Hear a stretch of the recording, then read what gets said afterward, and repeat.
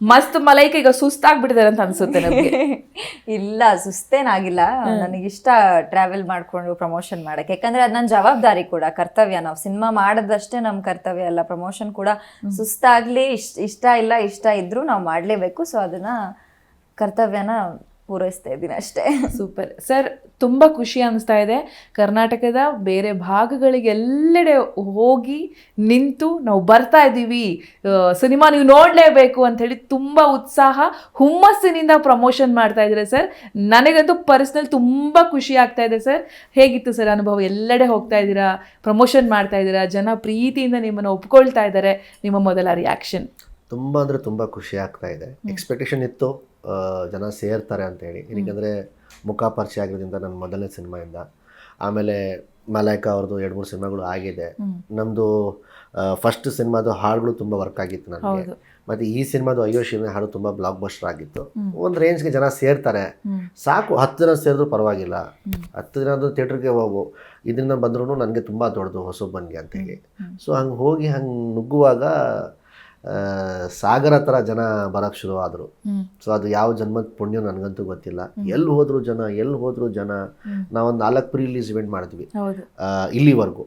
ಒಂದು ಧಾರವಾಡ ಅಲ್ಲಿ, ಹುಬ್ಳಿ, ದಾವಣಗೆರೆ, ಚಿತ್ರದುರ್ಗ, 4 ಕಡೆನೂ ಮಾಡಿದ್ವಿ. ಸೊ 4 ಕಡೆನೂ ಕೂಡ ಯಶಸ್ವಿಯಾಗಿ ಜನ ಬಂದಿದ್ರು, ನಮ್ಮನ್ನು ಮೆಚ್ಚಿದ್ರು, ನಮ್ಮನ್ನ ತುಂಬ ಸಪೋರ್ಟ್ ಮಾಡಿದ್ರು, ತುಂಬ ಪ್ರೀತಿ ಕೊಟ್ಟರು. ಸೊ ಐ ಥಿಂಕ್ ಎಲ್ಲರೂ ಕೂಡ ಈ ಥರ ನುಗ್ಗಿ ಒಳಗಡೆ ಹೋದರೆ, ನಾನು ಇದು ಮಾಡಿದ ಉದ್ದೇಶ ವೆರಿ ಸಿಂಪಲ್. ಕನ್ನಡ ಸಿನಿಮಾಗಳು ಇವಾಗ ಓಡ್ತಾ ಇಲ್ಲ, ನಾವು ಅದನ್ನು ನಂಬಿಕೆ ಕಳ್ಕೊಂಡಿದ್ದೀವಿ. ಸೊ ಜನ ಅದನ್ನು ಮತ್ತೆ ವಾಪಸ್ ಅದನ್ನು ನಂಬಿಕೆ ಬರಬೇಕು ಅಂದರೆ ನಾವು ಅವ್ರ ಬಾಗ್ಲ ಹತ್ರ ಹೋಗ್ಬಿಟ್ಟು ನಾವು ಬೇಡ್ಕೊಳ್ಬೇಕು, ದಯವಿಟ್ಟು ಬನ್ನಿ, ಒಳ್ಳೆ ಸಿನಿಮಾನೇ ಮಾಡಿದ್ದೀವಿ ಅಂತ. ಸೊ ಅವ್ರು ನಮ್ಮ ಮೇಲೆ ಒಂಚೂರು ಅದು ಟ್ರಸ್ಟ್ ಮಾಡಿಬಿಟ್ಟು ಬರ್ತಾರೆ ಮತ್ತೊಂದು ಸರಿ ಥಿಯೇಟ್ರಿಗೆ.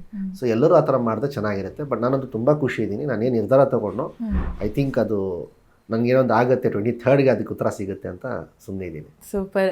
ನಿಮಗೆ ಹೇಗೆ ಅನಿಸ್ತಿದೆ? ಕಲ್ಟ್ ಮೂವಿ ಎಷ್ಟು ಸ್ಪೆಷಲ್ ನಿಮಗೆ? ಯಾಕೆ ಒಪ್ಕೊಂಡ್ರಿ ಅಂತ ಹೇಳಿ ಸಿನಿಮಾನ?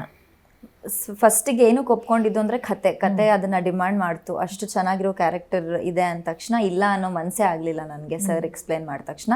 ಆಮೇಲೆ ಅವ್ರು ಅದನ್ನ ಎಕ್ಸ್ಪ್ಲೇನ್ ಮಾಡಿರೋ ರೀತಿ, ಸ್ಕೆಚ್ ಬೋರ್ಡಿಂದ ಹಿಡ್ಕೊಂಡು ಪ್ರತಿ ಒಂದು ಸೀನು, ಇಂಚು, ನನ್ನ ಕಾಸ್ಟ್ಯೂಮ್ಸ್ ಹೀಗೆ ಇರಬೇಕು ಅಂತೆಲ್ಲ ಹೇಳಿದಾಗ, ಅಂದರೆ ಅವರೆಲ್ಲ ಪ್ಯಾಷನ್ ನಾನು ನೋಡಿದ್ದೀನಿ ಸರಲ್ಲಿ. ಉಪಾಧ್ಯಕ್ಷ ಸಿನಿಮಾ ಮಾಡುವಾಗಲೇ ನಂಗೆ ಅವ್ರ ಬಗ್ಗೆ ಗೊತ್ತಿತ್ತು.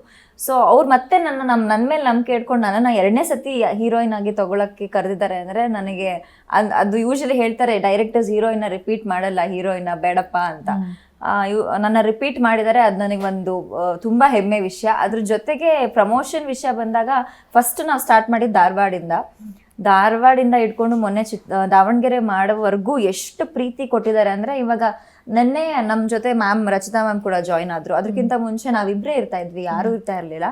ಅವಾಗ ಎಷ್ಟು ಪ್ರೀತಿ ಕೊಟ್ಟರು, ಮೊನ್ನೆ ನಮ್ಗೆ ಅಷ್ಟೇ ಪ್ರೀತಿ ಕೊಟ್ರು. ಯಾಕಂದ್ರೆ ನಾವಿಬ್ರು ಸ್ಟಾರ್ಸ್ ಅಲ್ಲ, ಆಗಲೇ Rachita ma'am she is already a proven star, ನಾವಿಬ್ರು ಇವಾಗ ಯಂಗ್ಸ್ಟರ್ಸು. ನಮಗೂ ಅಷ್ಟೇ ಒಳ್ಳೆ ರೀತಿಯಿಂದ ವೆಲ್ಕಮ್ ಮಾಡಿದ್ದಾರೆ ಅನ್ನೋದಕ್ಕೂ ಖುಷಿ ಆಗುತ್ತೆ. ಆ್ಯಂಡ್ ಎಸ್ಪೆಷಲಿ ನನಗೆ ಒಂದು ಎಕ್ಸ್ಪೋಜರ್ ಸಿಕ್ಕಾಗೆ, ನಾನು ಯಾರು ಅಂತ ಜನಕ್ಕೆ ಯಾರಿಗೆ ಸ್ವಲ್ಪ ಜನಕ್ಕೆ ಗೊತ್ತಿರ್ಬೋದು, ತುಂಬ ಜನಕ್ಕೆ ಗೊತ್ತಾಗೋಕ್ಕೆ ಒಂದು ಮಾರ್ಗ ಅಂತ ನನ್ಗನ್ಸ್ತು.